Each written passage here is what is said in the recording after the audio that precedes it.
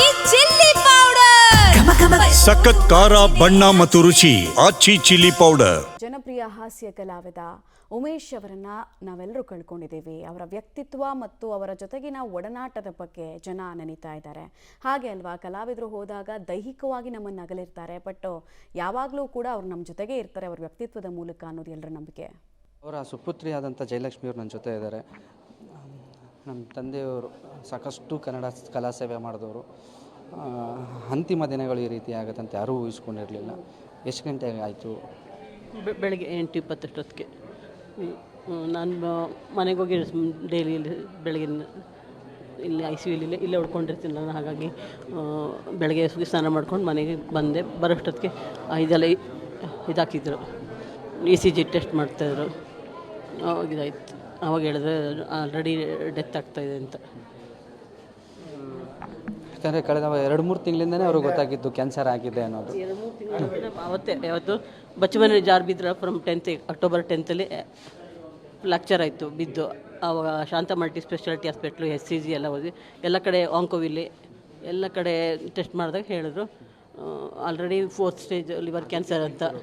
Already 4th stage ಹೋಗಿದೆ, ಇದು ಮಾಡೋಕ್ಕಾಗಲ್ಲ ಅಂತ ಹೇಳ್ತಾಯಿದ್ರು. ಫುಲ್ ಇದಾಗ್ಬಿಟ್ಟಿದೆ ಅಂತ, ಅಂದರೆ ಹರಡ್ಕೊಬಿಟ್ಟಿದೆ ಅಂತ. ಅದಕ್ಕೋಸ್ಕರ ಅದು 80 ವರ್ಷ ಅಲ್ವಾ, ಹಾಗೆ ಅದಕ್ಕೋಸ್ಕರ ಬಿದ್ದಿದ್ದು ಫ್ರಾಕ್ಚರ್ ಆಗೋಕ್ಕೆ ಇದು ರೇಡಿಯೇಷನ್ ಅಷ್ಟೇ ಕೊಟ್ಟರು, ಆಪ್ರೇಷನ್ ಮಾಡೋಕ್ಕಾಗಲಿಲ್ಲ.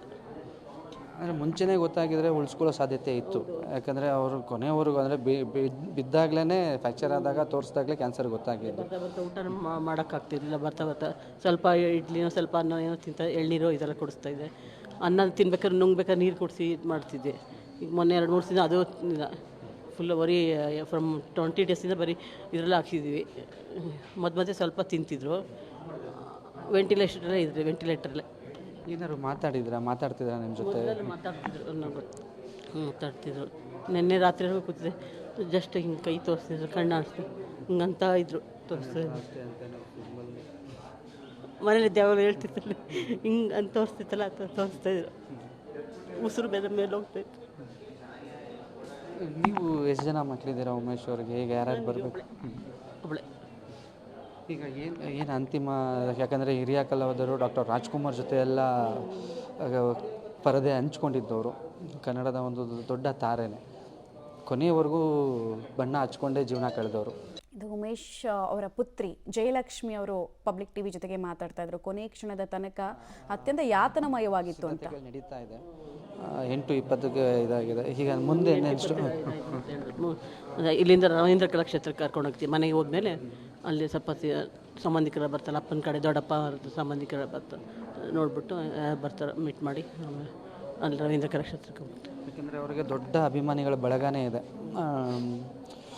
ಅವರ ಮ್ಯಾನರಿಸಮಿಂದನೇ ಫೇಮಸ್ ಆದಂತಹ ನಟ. ಸಾಕಷ್ಟು ರಾಜ್ಕುಮಾರ್ ಒಂದು ಸಾಂಗುಗಾಗಿ ಕಂಠ ಕೂಡ ಎಲ್ಲರ ಜೊತೆ, ಮೊಮ್ಮಕ್ಕಳು ಎಲ್ಲರ ಜೊತೆ ಆ್ಯಕ್ಟಿಂಗ್ ಮಾಡಿದರು. ಶಿವಣ್ಣ, ರಾಘಣ್ಣ, ಪುನೀತಣ್ಣ ಎಲ್ಲರ ಜೊತೆ ತುಂಬ ಮಾಡ್ತಿದ್ರು. ಈಗ ಇಲ್ಲಿಂದ ಮನೆಗೆ JP ನಗರಕ್ಕೆ ತೊಗೊಂಡೋಗಿ ಈಗ JP ನಗರ ಹೋಗ್ತೀವಿ 4th ಫೇಸಿಗೆ. ಅದೇ ಹೇಳಿದ್ರೆ ರವೀಂದ್ರ ಕಲಾಕ್ಷೇತ್ರಕ್ಕೆ ಹೋಗ್ತೀವಿ. ಅಲ್ಲಿಂದ ಅಂತಿಮ ಇದು ಸಂಸ್ಕಾರನ ಎಲ್ಲಿ ಮಾಡೋಕ್ಕೆ ಏನಾದ್ರು ಪ್ಲ್ಯಾನ್ ಮಾಡಿದ್ದೀರಾ? ಮಾಡ್ತಾರೆ, ಅದು ವಿಲ್ಸನ್ ಗಾರ್ಡನ್ ಮಾಡ್ತಾರೆ ಅನಿಸುತ್ತೆ. ನಮ್ಮಿದ್ರೆ ಎಲೆಕ್ಟ್ರಿಕಲ್ ಕೊಟ್ಬಿಡ್ತೀವಿ ಅನಿಸುತ್ತೆ. ಇವತ್ತೇ ಎಲ್ಲ ಮುಗಿಸ್ಬಿಡ್ತೀರ? ಇವತ್ತೇ ಅದು ಟೈಮಲ್ಲಿ ನೋಡಿಬಿಟ್ಟು ಯಾರ್ಯಾರು ಬರ್ತಾರೋ ನೋಡಿ ಡಿಸೈಡ್ ಮಾಡ್ತೀವಿ. ಬರೋರು ಇರ್ತಾರಲ್ಲ ನೋಡಿಬಿಟ್ಟು ಮಾಡ್ತೀವಿ. ಮೊಮ್ಮಕ್ಕಳು ಕೂಡ ಇದ್ದರು, ಯಾರು? ಯಾರಿಲ್ಲ, ನಾನೊಬ್ಬಳೆ. ನಾನು 3 ಜನ ಮನೆಯಲ್ಲಿ. ಅಣ್ಣ ಕೂಡ, ನಿಮ್ಮ ಅಣ್ಣ ಇದ್ದರು, ಅವರು 20 ಇಯರ್ಸ್ಗೆ ಎಕ್ಸ್ಪೈರ್ಡ್ ಆದ.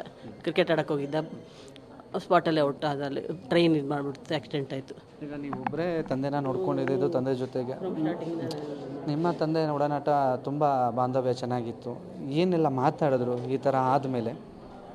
ಅವ್ರಿಗೆ ಬೇಜಾರಾಯ್ತು, ಹಿಂಗೆಲ್ಲ ಆಯ್ತಲ್ಲಪ್ಪ ಏನು ಮಾಡೋದು ಅಂತ. ನಾನು ಅಯ್ಯೋ ಇನ್ನೂ ಮಿಸ್ ಮಾಡ್ಕೊಂಡಲ್ಲ, ಆ್ಯಕ್ಟಿಂಗಿನ ಎಷ್ಟೊಂದು ಮಾಡ್ತಾಯಿದ್ದೆ ಸಿನಿಮಾ ಅಂತ ಮಿಸ್ ಮಾಡ್ಕೊಂಡಲ್ಲ ಅಂತ ಅಂದ್ಕೊಂಡು. ಅಂದರೆ ಇನ್ನೂ ನಟನೆ ಆಸೆ ಹೋಗಿರಲಿಲ್ಲ? ನಾನು ಸಾಯೋ ತನಕ ಆ್ಯಕ್ಟಿಂಗ್ ಮಾಡಲೇಬೇಕು. ಈಗಲೂ ಯಾರು ಕರೆದು ಆ್ಯಕ್ಟಿಂಗ್ ಮಾಡ್ತೀನಿ ಅಂತ ಒಂದೇ ಒಂದು ಪಾಪ ರಥಸಪ್ತಮಿ ನೀವು ಮಾಡಿದ್ರು ಮೊನ್ನೆ. ಇದು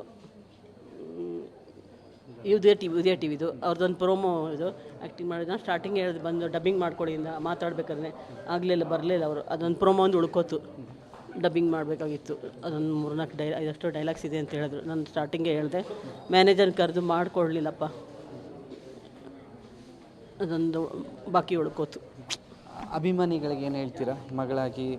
ಯಾಕಂದರೆ ಸಾಕಷ್ಟು ಜನ ಅವರ ಅಂತಿಮ ದರ್ಶನ ಮಾಡೋದಕ್ಕಿರ್ತಾರೆ, ಸಿನಿಮಾದ ತಾರೆಯರು ಬರ್ತಾರೆ. ಎಲ್ಲರೂ ಬರಲಿ, ನನಗೆ ಯಾವ ಅಬ್ಜೆಕ್ಷನ್ ಇಲ್ಲ, ಯಾರು ಬೇಕಾದ್ರೆ ಬಂದು ನೋಡ್ಕೋಬೋದು. ನಮ್ಮ ಕಡೆಯಿಂದ ಯಾವ ಅಬ್ಜೆಕ್ಷನ್ ಇಲ್ಲ, ಯಾರು ಬೇಕಾದ್ರೆ ನೋಡ್ಬೋದು. ಪಾಪ ಎಲ್ರಿಗೂ ಇದಲ್ವ ಇಷ್ಟ ನಾವು ಕೊಂಡ್ಕೊಂಡ್ರೆ. ನಗ್ತಾನೆ ಎಲ್ಲರೂ ನಗಿಸ್ತಾನೆ ಇದ್ದಂತಹ ನಟ ಈ ರೀತಿ ಒಂದು ಅಂತಿಮ ಆಗತ್ತಂತೆ ಯಾರೂ ಊಹಿಸಿರಲಿಲ್ಲ. ಯಾರು ತಾನೇ ಎಕ್ಸ್ಪೆಕ್ಟ್ ಮಾಡ್ತಾರೆ ಸಾಯ್ತಾರೆ ಅಂತ ಅಲ್ವಾ? ಯಾರು ಎಕ್ಸ್ಪೆಕ್ಟ್ ಮಾಡಿರಲಿಲ್ಲ.